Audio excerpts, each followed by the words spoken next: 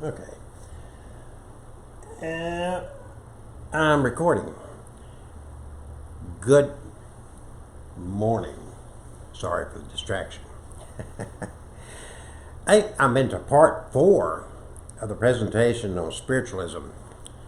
The spiritualist movement, as they call it, and I am the founder of the First Spiritualist Church of Alabama.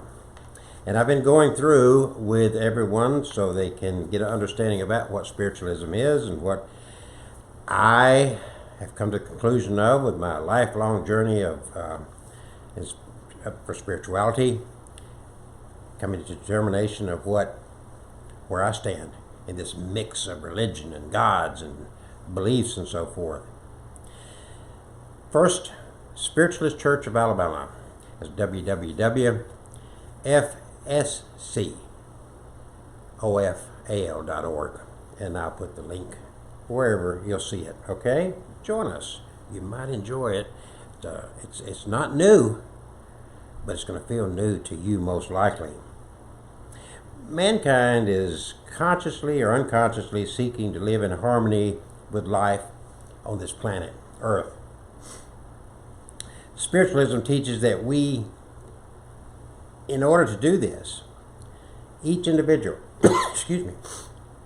must find his own way, and that each is personally responsible for harmony or inharmony in accordance with the way that he obeys or disobeys this infinite law, the law of nature, natural law. It's been said that many roads lead to Rome. In like manner, many paths are traveled by the seeker of truth before he finds this wonderful harmony and kingdom of contentment. However, out of his desire to know, a man has established creeds and religious systems, each containing some truths.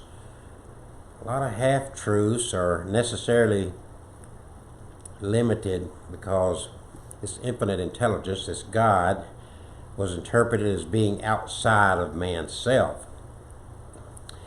Through the teachings of spiritualism, the seeker realizes that to find God or good, he must constantly look within. When God is found there, man will see the manifestation of infinite intelligence everywhere.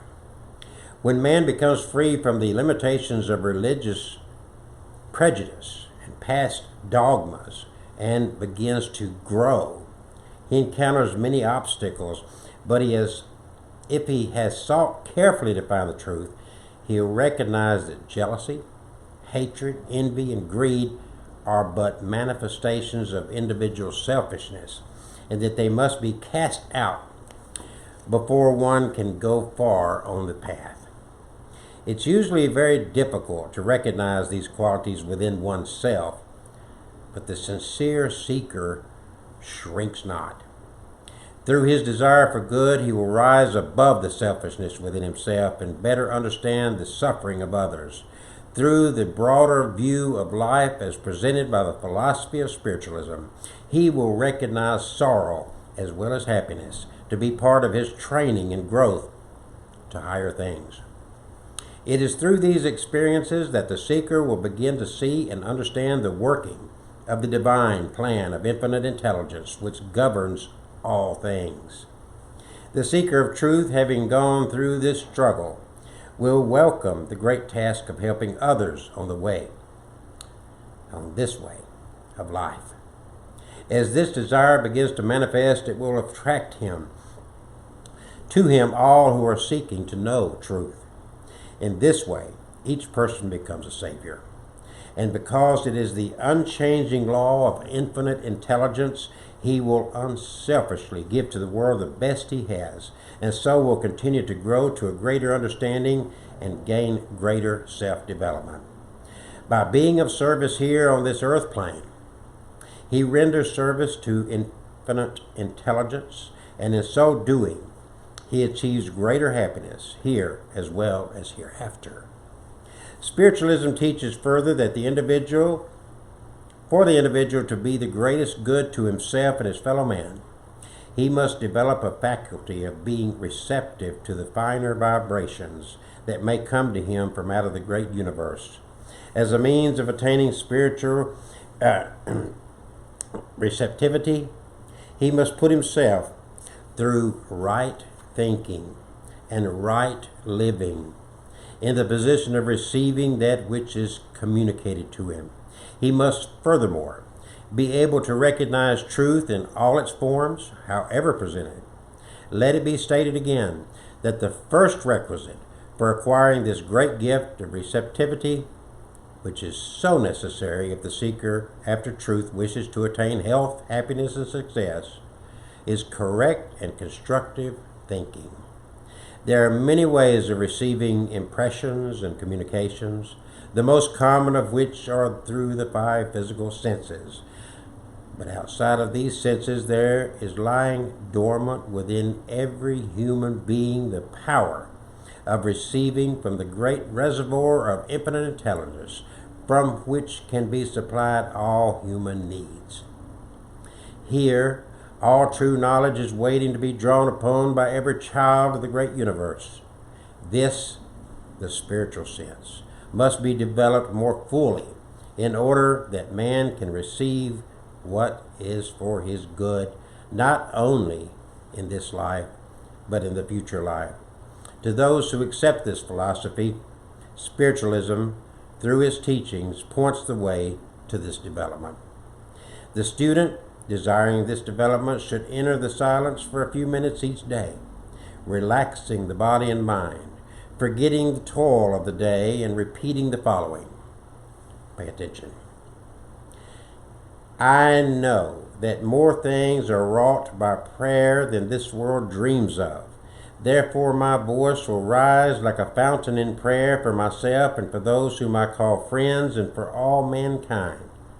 O infinite knowledge, O infinite intelligence, ruler of the universe, make me more receptive to thy blessings and to thee. May I be more conscious of the great knowledge around me and about me.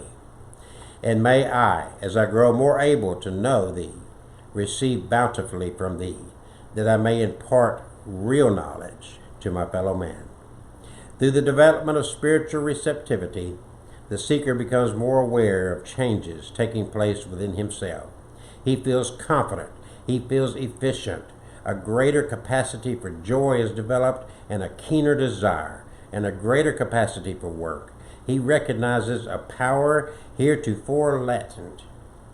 He has an inner knowing of being capable of doing that which he desires to do. He has, in other words, begun to arrive. Are you beginning to see a marked difference in spiritualism and in mainstream churches, especially Christianity? Have you seen how Christianity, instead of thinking of this God or infinite intelligence, they're more concerned about this temporal state of materialistic gain, of a life of total pleasure? The focus is wrong. And it is my desire and the desire of those involved in the spiritualist movement to ground people in a way that they can be receptors of the truthfulness of life itself. Join us if you care. Thank you for your time and attention.